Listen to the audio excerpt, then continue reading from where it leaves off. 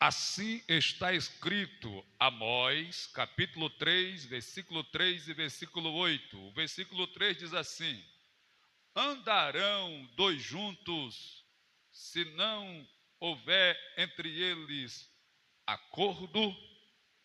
Versículo 8: rugiu o leão, quem não temerá? Falou o Senhor Deus, quem não profetizará? Oremos. Senhor Deus, muito obrigado por mais uma oportunidade de estarmos na tua presença. Presença santa, doce, real, plena, poderosa, majestosa e gloriosa.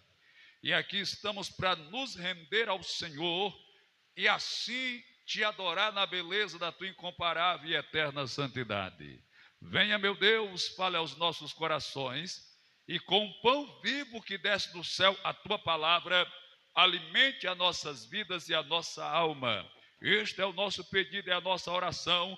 Assim venha e a todos abençoe em nome de Jesus. Amém. Deus abençoe, pode sentar.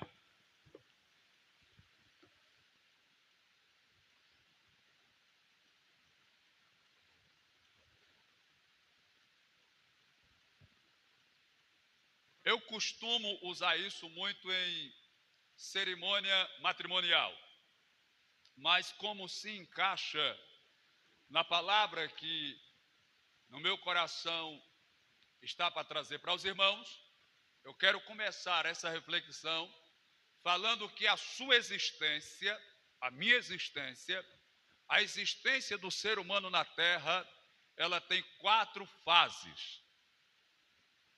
2 são opcionais, e 2 são obrigatórias. São 4 fases que a vida do ser humano passa na Terra. 4.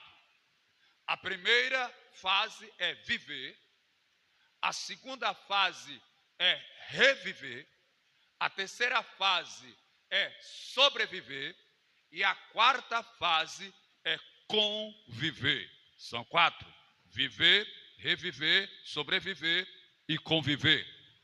Isso está determinado para a vida de todo ser humano na Terra. Primeiro vem o viver. Isso é algo que é uma dádiva dada a todo ser existente na Terra.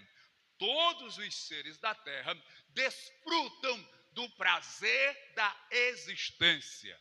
E um dia eu perguntei ao pastor de saudosa memória, João Vianney: pastor, se Deus sabia que o homem ia desobedecer, se Deus sabia que o homem ia pecar, se Deus sabia que o homem ia ser mau, ia ser perverso, que o mundo, por causa do homem, ia viver numa catástrofe com muitas guerras, miséria, fome, desgraça, estupro, assassinato e toda sorte de miséria que há no mundo.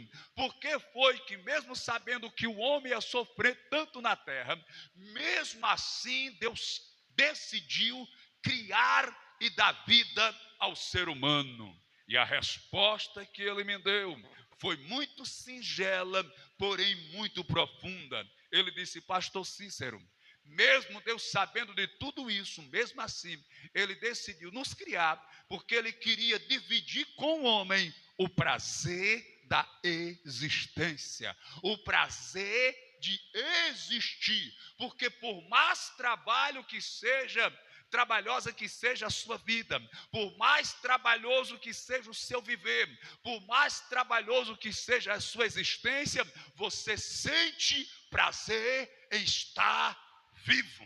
E a coisa que mais desagrada a Deus é quando o homem tira a própria vida, comete o suicídio, se mata, porque a maior dádiva que Deus concede ao homem não é prata, não é ouro, não é carro, não é casa, não é dinheiro, não é fama, não é sucesso, não é status, nem é grandeza. A maior dádiva, o maior presente, o maior tesouro e a maior riqueza dada pelo Eterno ao homem é o prazer da existência. Então esta é a primeira fase que é dada a todos os seres da terra, a existência ou o viver.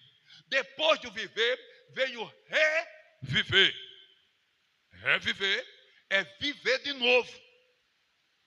Aqui eu posso entrar no sentido literal de alguém que estava vivo e morreu, o coração parou de bater, o sangue parou de circular, ele parou de ver, ouvir e falar e de se locomover e perdeu a vida.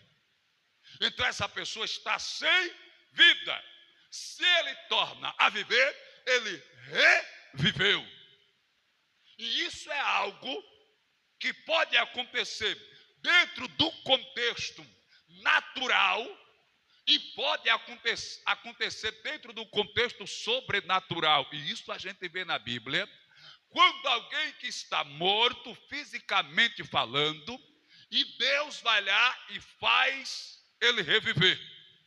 E a história mais emblemática da Bíblia é a história de Lázaro.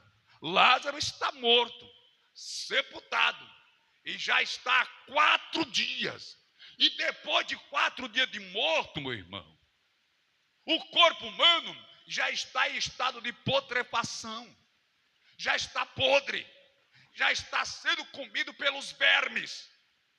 Pois depois de 24 horas, você não consegue mais suportar a presença de um defunto na sua casa, a não ser que tenham aplicado formol para manter por mais alguma hora aquele corpo sem vida, sem que a corrupção o trace, o consuma.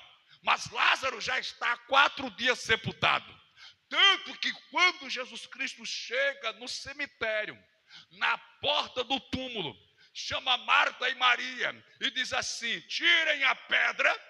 A Marta diz: Senhor, já cheira mal, já está podre, já é de 4 dias. Aí Jesus Cristo diz assim para ela: Marta, eu não te hei dito que se creres verás a glória de Deus? O teu irmão há de ressuscitar, Marta.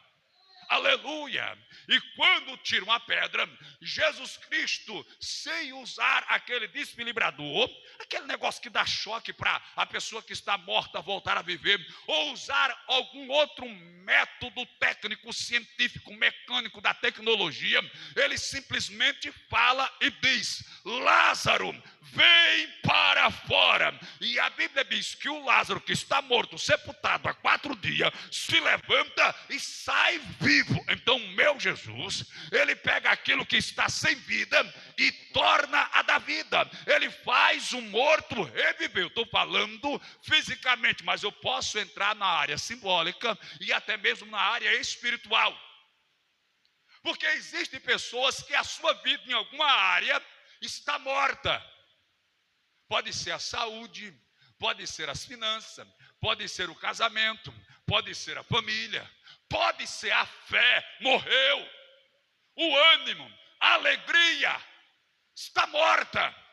Está, como se diz, um zumbi, um morto vivo. Alguém que está andando, que está ouvindo, que está falando, que está até, aleluia, sentindo ou fazendo, mas está morto. Mas esse que está morto, ele pode entrar na segunda fase da existência do homem na terra, o reviver. O meu Jesus, ele é capaz de pegar aquele que está morto e fazê-lo reviver, ou lhe trazer vida. Quando você tem vida, você tem alegria, você tem disposição, você vem para a igreja animado, você canta animado, você prega animado, você faz a obra animado, você tem prazer em fazer a obra, porque você está vivo, aleluia. Mas de repente a morte espiritual veio, bateu, caiu sobre você, e agora você faz, mas faz sem prazer. Você até faz, mas faz sem alegria. Você até faz, mas faz sem empolgação. Você até faz, mas faz desanimado. Você até faz, mas faz cabisbaixo. E deixa eu lhe dar uma resposta na noite desse dia. Isso não é aceito diante de Deus. Deus aceita quem faz a sua obra e a sua vontade com alegria. Não sou eu quem diz, é o Salmo 100. No verso 2 diz assim: servi ao Senhor com alegria. Mas como você vai servir a Deus com alegria se a sua vida espiritual está morta, se alguma área da sua vida está morta? Mas nessa noite Jesus Cristo vai fazer reviver, Jesus Cristo vai ressuscitar. A terceira fase da vida do homem na terra é o sobreviver. Quando eu falo de sobreviver, ou quando alguém fala de sobrevivência ou sobreviver, fala de alguém que está vivendo no limite, está vivendo lá no raso, lá embaixo, no fundo do poço. Ele não está vivendo, ele está sobrevivendo. Sobreviver é quando todas as possibilidades e todas as condições favoráveis sai da sua vida e você vive com a sobra, com o resto no limite, sofrendo, chorando, perseguido, humilhado, destratado, rejeitado, esquecido, abandonado, desprezado e menosprezado. Você não está vivendo, você está sobrevivendo. Você vive, mas não tem prazer em viver. Você até faz aquele jantar, aquele almoço apetitoso, suculento, mas não tem prazer em comer. Você até compra uma roupa nova, bonita, da cor que você gosta, do modelo que você gosta, com a estampa que você gosta, mas você não tem prazer em vestir. Você até compra um sapato, uma sandália, mas não tem prazer, porque você está sobrevivendo. Você não está vivendo, você está vivendo em um limite, em uma situação que a sua vida não lhe proporciona prazer, não lhe dá alegria. Você está sobrevivendo, vivendo no limite. Nada presta, nada lhe alegra, nada lhe satisfaz, nada lhe dá prazer. Isso é sobreviver. Mas Jesus Cristo veio para trazer vida, e vida com abundância. Se você está morto, ele vai reviver. Se está sobrevivendo, ele vai trazer vida, e vida com abundância. Aí vem a quarta fase, que é a mais difícil. É a fase do conviver. A fase da convivência é a fase mais difícil para o ser humano na terra. Porque se eu for falar de guerras, se eu for falar de brigas, se eu for falar de morte, se eu for falar de intrigas, se eu for falar de traição, eu vou ouvir lá do começo da Bíblia, meu irmão. Lá do início de tudo, já existia a dificuldade da convivência. Veja, o primeiro homicídio da terra, o primeiro assassinato da terra, foi o irmão matando o outro, o Caim matando o Abel. Isso é o quê? Convivência. Eles não souberam conviver. Quando Caim percebeu que a sua oferta não for aceita por Deus, mas a de Abel for aceita, logo Caim, a Bíblia diz que o seu semblante se descaiu, o semblante dele mudou. Se ele era uma pessoa alegre, agora ele ficou uma pessoa triste, iracunda, com raiva, irritada, a pressão subiu, cheio de ódio. Tudo porque Deus recebeu o sacrifício, a oferta de Abel, e não recebeu a dele. Aí o que foi que ele disse? Eu vou matar Abel, porque se eu matar Abel, só vai ter a minha oferta. Então Deus vai ser obrigado a receber a minha, porque só vai ter a minha oferta. Não é assim, meu irmão. Deus não é obrigado a receber ou a fazer nada para ninguém. Tudo que ele faz é bondade e misericórdia dele. Mas ele decidiu matar o Abel para ficar único, e assim o seu sacrifício e a sua oferta ser aceita. Mas veja, eu estou falando da dificuldade da convivência. Poderia falar de outros, como o Lameque, que matou 2 homens, um jovem Poliferi e o mancebo Polipizar. Eu poderia falar da família de Davi. Que família dificultosa, irmão. Como foi difícil a convivência ali na família de Davi. Começa pelo próprio Davi, que seduz uma mulher casada, ela fica grávida, para o marido não descobrir, porque estava em viagem de guerra, ele manda matar o próprio marido, e toma a mulher. Deus, de quem ninguém se esconde, manda o profeta lá e revela todo o caso, e diz assim: por causa disso, nunca sairá a espada da tua casa.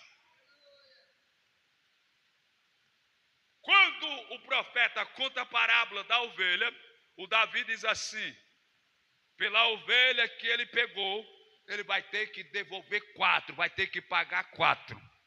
O próprio Davi deu a sentença, porque ele perdeu 4 filhos. Davi perdeu 4 filhos para pagar a morte da ovelhinha. Vamos contar? A Betseba está grávida, o menino nasce. Logo que nasce, adoece. Davi vai orar. Ora, mesmo assim Deus leva o menino morre. 1. Depois, o Aminon estupra a própria irmã por parte de pai, a Tamar. O Absalão dá ordem aos seus servos e eles matam o Aminon. 2. O Absalão, que é um jovem muito belo, que Davi desejava colocá-lo no trono, mas ele estava adiantado pelo trono, quis tomar o trono do próprio pai. Preparou um exército e foi para a guerra. Na guerra, a Bíblia diz que Joabe matou o Absalão. 3. Quando Davi está avançado em idade, o Adonias, ele quer ser rei. Ele chama o Joabe, chama o sacerdote, chama alguns trombeteiros, pega um cavalo, monta e sai sendo aclamado pelas ruas, dizendo que ele é rei. Quando a Betseba escuta a proposta, ela, Natã, entra na prensa do rei Davi e diz: o senhor disse que ia ser Salomão que ia reinar. E por que é que o Adonias está sendo aclamado rei?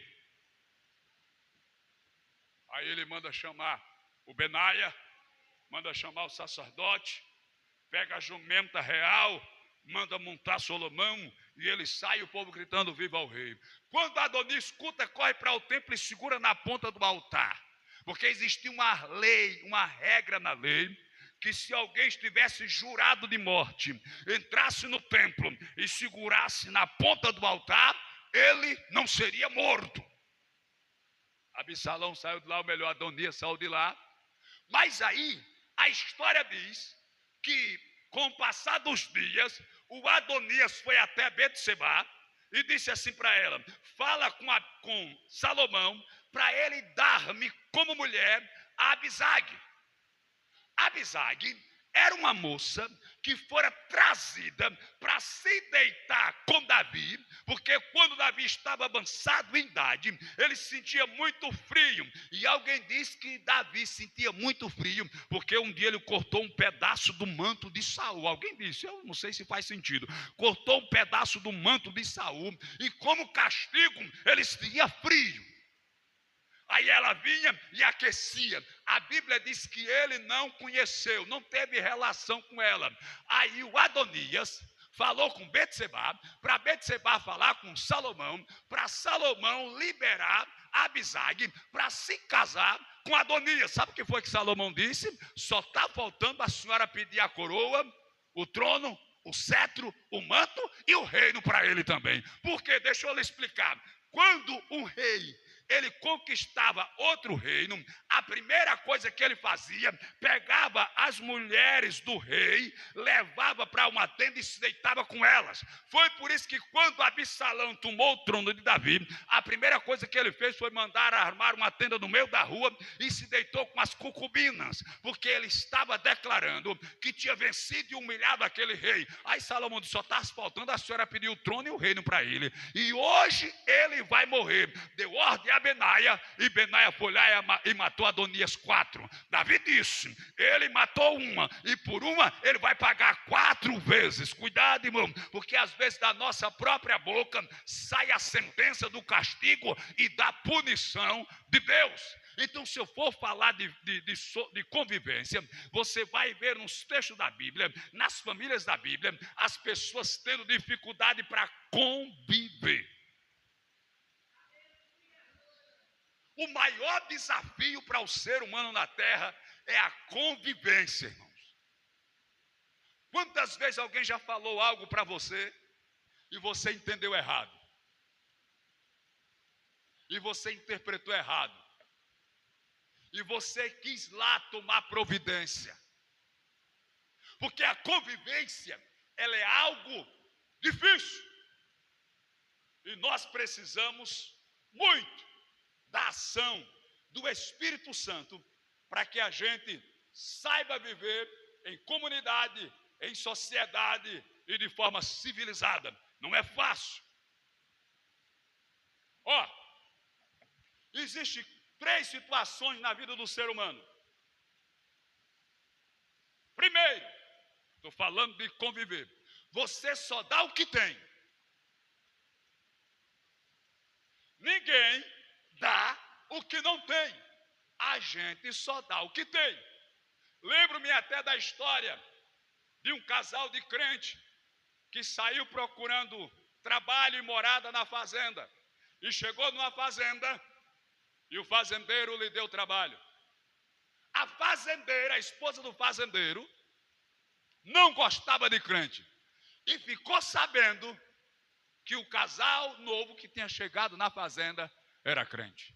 Ela chamou o capataz, mandou ele no cercado, pegou lá as fezes da vaca, colocou em uma caixa, embrulhou com papel de presente, fez um laço muito bonito e mandou para a nova moradora da fazenda, a irmãzinha crente. O capataz foi e disse, aqui é um presente que a patroa mandou para a senhora. A irmãzinha ficou alegre, ficou feliz. Essa fazenda é muito boa, que patroa boa, nunca nem vi. E ela já me mandou um presente para mim, ficou alegre, chamou o menino ganhou um presente, olha que coisa linda. Aí correu para dentro, chegou, botou em cima da mesa, desfez o laço com carinho, com jeitinho, tirou o papel com jeitinho para não rasgar, porque a gente faz assim, né, para embrulhar outro presente. Aí ajeitou, aí quando tirou a tampa, meu irmão, que olhou, estava quentinho. Que presente é esse? Eu não acredito. Essa irmã era muito caprichosa e logo ela tinha plantado um jardim na frente de casa. Ela pegou aquele estrume e jogou nas plantas. As plantas cresceram bonitas, viçosas. Gerou aquelas rosas perfumadas, aqueles cravos, aqueles lírios, aquelas coisas sabe, que as mulheres sabem ajeitar e cuidar. Aí ela pegou, meu irmão, um dia tirou um ramalhete, colocou bem junto, bem bonito, colocou um laço, ainda botou um perfumezinho, e escreveu um bilhete e mandou levar para a patroa. Quando chegaram lá, entregaram para elas, quem mandou? Se a nova inquilina, a irmãzinha, aquela crentinha. Se aquela crente, com certeza que deve ter alguma coisa que não presta. Que negócio com crente. Aí a história diz que ela pegou com jeito, com cuidado. Aí tinha um bilhetezinho. Quando ela abriu o bilhete, estava escrito assim: cada um só dá o que tem. Cada um só dá aquilo que tem. O que é que você tem dado para os seus vizinhos? Para o seu colega de trabalho? Para a sua família, para os irmãos na igreja, para os departamentos do conjunto. O que é que você tem dado para as pessoas? Aquilo que você dá é exatamente o que você tem. Porque ninguém dá o que não tem, a gente só dá aquilo que tem. Primeiro, a gente só dá o que tem. Segundo, nós temos a capacidade, eu estou falando de conviver, que é uma arte, é algo difícil. Nós temos a habilidade de despertar as emoções das pessoas. Nós, o ser humano, tem a capacidade de despertar as emoções das pessoas. Tristeza, felicidade, alegria, raiva. Nós temos a capacidade. Ou seja, nós despertamos nas pessoas o bem ou o mal. Nós temos a capacidade de fazer a pessoa ficar nosso amigo ou nosso inimigo. Gostar da gente ou nos odiar.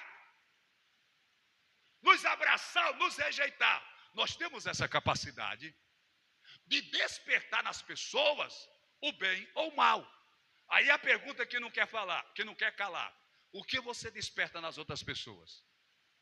O lado bom dela ou o lado ruim? O lado amoroso dela ou o lado odioso? O que você desperta nas pessoas? Nós temos essa capacidade. Infelizmente, nós despertamos mais nas pessoas o lado ruim. Porque nós, irmãos, seres humanos, principalmente nós que somos crentes, a Bíblia diz que nós temos duas naturezas. Está na Bíblia, irmãos. A natureza caída e a nova natureza. O novo homem e o velho homem. E a Bíblia diz que existe uma briga entre a carne e o espírito. Entre o novo homem e o homem antigo. Então aquilo que a gente faz, aquilo que eu faço, pode despertar em você o novo homem ou o velho homem. A nova mulher ou a velha mulher. O novo homem é aquele que canta, que louva, que abraça, que perdoa, que é feliz. O velho homem, a velha mulher, é aquela que diz assim: se pisar no meu calo, eu dou-lhe um tapa no pé do ouvido. Essa é a velha natureza. Mas cabe a mim despertar em você o seu lado bom ou o seu lado ruim. O bem ou o mal que há em você. Porque em nós, irmãos, está as duas naturezas, o bem e o mal. Obviamente que nós também precisamos saber administrar as nossas emoções e a nossa natureza. Cabe a nós. Eu estou falando de convivência, que não é coisa fácil.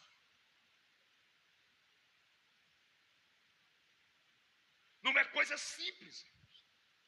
Então, em nós está a capacidade de despertar nos outros, ou deixar despertar em nós. Quantas vezes, irmãos, alguém já fez algo com você e o sangue ferveu? Ferveu, meu irmão. Se fosse uma panela de pressão, a tampa tinha voado, porque ferveu. Rangeu um dente no outro. Vou pegá-la agora. Aleluia. Eita, meu irmão. Teve um dia que uma irmã, eu ainda pastoreava no outro ministério, tinha uma irmã que era casada, só que quando o esposo dela era solteiro, ele gostava de uma jovem na igreja. Aí a irmã, quando casou, ficou meio desconfiada da jovem. Aí a mãe da jovem ficou sabendo da história. Aí disse assim: pastor, eu vou falar com a irmã. Eu vou dizer que ela está pensando coisa com coisa. Eu digo, mas não, meu irmão, deixa para lá. A sua menina está aprontando? Não, a menina é direita e tal. E de fato eu conheço, são amigos nossos. Então deixa para lá, meu irmão. Deixa para lá, não converse nada não. Aí terminou um culto de domingo, meu irmão. Madureira ali na principal, movimentado que só o centro de Maceió. Aí a irmã terminou o culto, foi chamar a esposa do abençoado para conversar com ela. O esposo dela viu, não gostou, porque com certeza ele tinha algum sentimento escondido lá no fundo, bem no fundo, lá no fundo, bem no fundo mesmo, mas já tinha uma coisinha lá. Aí ele não gostou, aí gritou no meio da rua: que é isso aí? Você está querendo saber o que é da minha esposa? Ele já estava meio agitado. Aí a irmã, o irmão dela tinha vindo de Maceió, não era crente, gostava de umas biritas, estava lá na igreja também. Aí olhou assim, disse: oxe, aquele é com fulano, né? Aí é o quê? Aí partiu, meu irmão. Olha. Aí eu segurei na calça jeans dele. Pá! Meu irmão, eu fiz tanta força que eu passei uma semana com a cabeça do dedo doendo, meu irmão. Para segurar o rapaz. Então nós precisamos saber administrar as situações. Às vezes eu aprendi isso com os meus pais na fé. Pastor Beni era um que ensinava, eles às vezes tem situação na sua vida que você tem duas opções e todas as duas são ruins. Nenhuma das duas vai ser boa. Aí o que você vai fazer? Você vai parar, pensar, investigar para ver qual vai ser a menos ruim. Porque às vezes acontece com a gente, irmão. Às vezes a gente está diante de uma situação que qualquer escolha que você vai fazer, você vai perder, você vai sofrer, vai ser ruim, vai ser desgastante, vai ser humilhante. Você só vai procurar que for menos ruim. Então ela ficar calada com aquele pensamento, com aquela tristeza, ia ser ruim? Ia. Mas uma briga no meio da rua, troca-tapa, chutar ou coisa pior, aí era bem mais complicado. Então você tem que saber escolher qual é o lado que você vai escolher, mesmo sendo ruim todos os dois. Glória a Deus. Então nós temos essa capacidade, irmãos, de despertar nas pessoas o lado bom ou o lado ruim. Mas eu oriento os irmãos, tente despertar nas pessoas o lado bom. Porque todo mundo tem um lado bom, meu irmão. Todo mundo. Eu acho que só quem não tem é Satanás. Mas todo mundo tem. E eu provo na Bíblia para você que todo mundo tem. Jesus Cristo, quando ele falou no Sermão do Monte, mandando a gente amar até os nossos inimigos, ele disse assim: porque se você só amar quem lhe ama, qual é a recompensa que você vai ter? Porque os pecadores também amam os pecadores. Entendeu? Entendeu que o pecador também ama?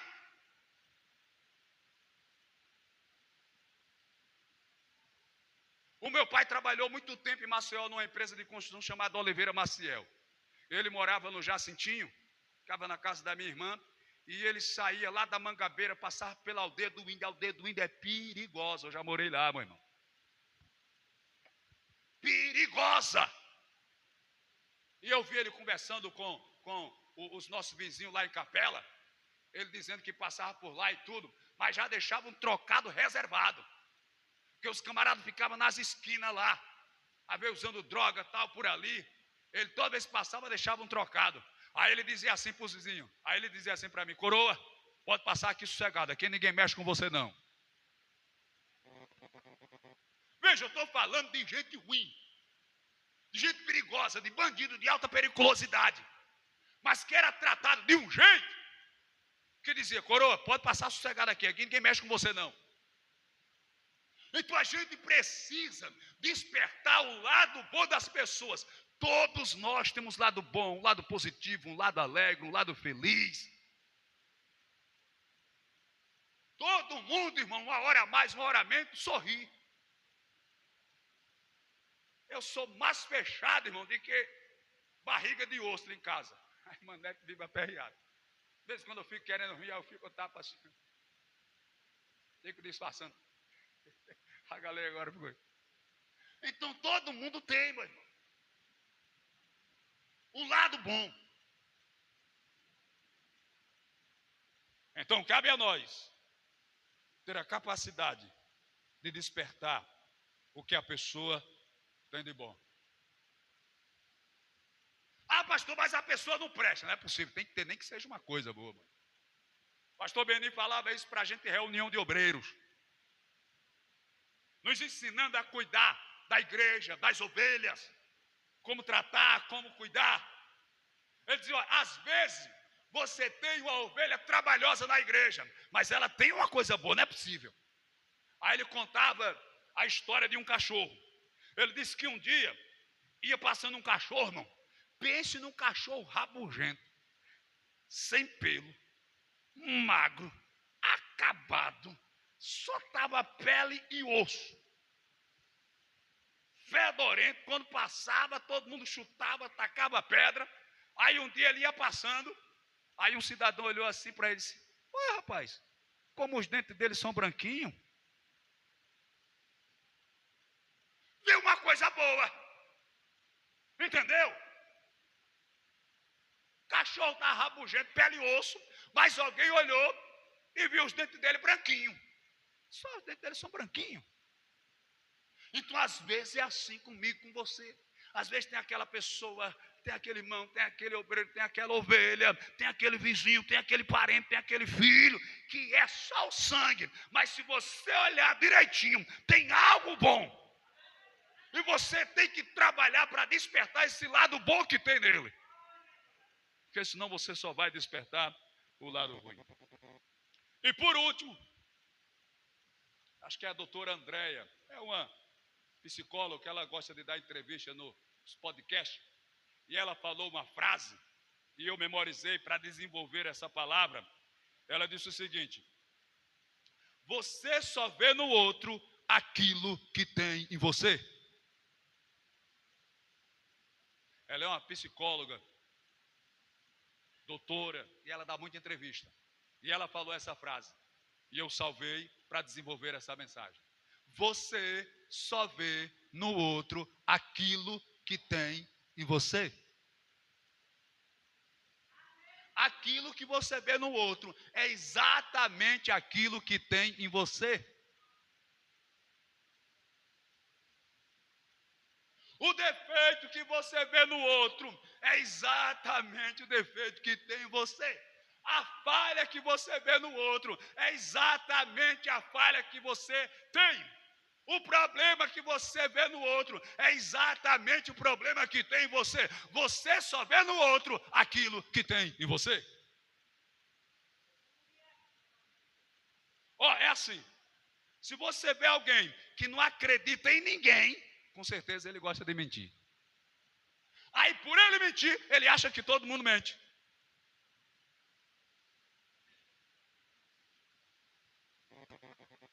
Se você vê alguém que não confia nos outros, acha que os outros vão roubar, são ladrão, provavelmente ele pode ter essa fraqueza, por isso não consegue confiar no outro.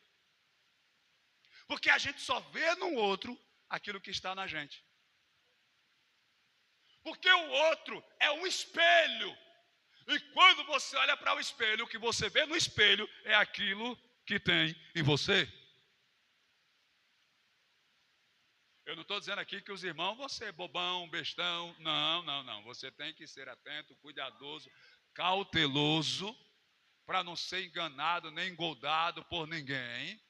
Mas ela disse, dentro do contexto psicológico, as pessoas que estudam Freud, Nietzsche, são uns filósofos que têm livros, são famosos, citados pelos grandes, ela disse que aquilo que a gente vê no outro é aquilo que tem em nós.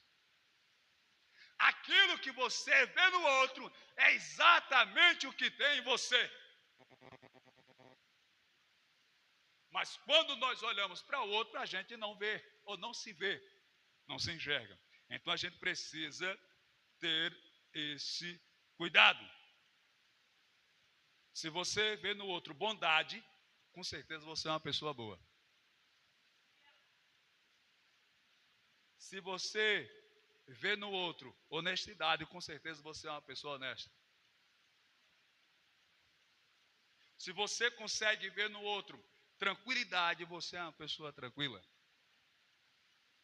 Se você consegue ver no outro fé, porque você é uma pessoa de fé, você vai conseguir ver no outro aquilo que tem em você. Agora, se você olha para o outro e só vê maldade, o que você está vendo no outro é o reflexo do que está em você. Se você olhar para o outro e só vê maldade, só vê o mal, aquilo é o reflexo do que está em você. Porque aquilo que a gente vê no outro é o que está na gente. Eu sempre que tenho um tempinho, eu gosto muito de fazer depois das 9 horas, porque eu acredito que dificilmente vai aparecer alguém para resolver alguma coisa. Eu vou fazer um exercício, mas eu coloco sempre umas mensagens para ouvir. E eu estava ouvindo ontem o pastor José Carlos de Lima. O pastor José Carlos de Lima, ele é o presidente das Assembleias de Deus da Missão ali em João Pessoa, na Paraíba. Mais de 100 mil crentes. Várias congregações. Ele disse que uma vez ele estava numa congregação, era Santa Ceia, e ele ia lá dar uma palavra. E quando ele chegou, o filho de um obreiro chamou ele no canto, disse: eu quero conversar com o senhor. Ele disse: pois não.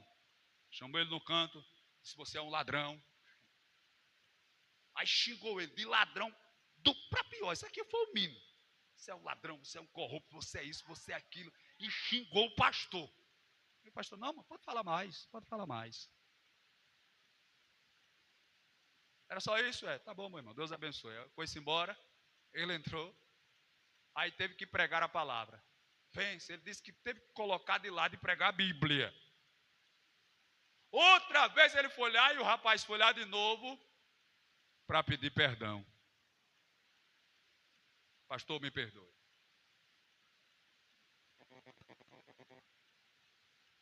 Então são situações que você vai analisando, vai percebendo e vai entendendo. Mas eu achei uma experiência interessante. Ele disse que tinha um pastor, talvez não encaixe bem com a palavra, mas eu vou falar. Me veio a lembrança, eu vou falar. Ele disse que tinha um pastor no campo que ele preside, que ganhou uma família para Jesus.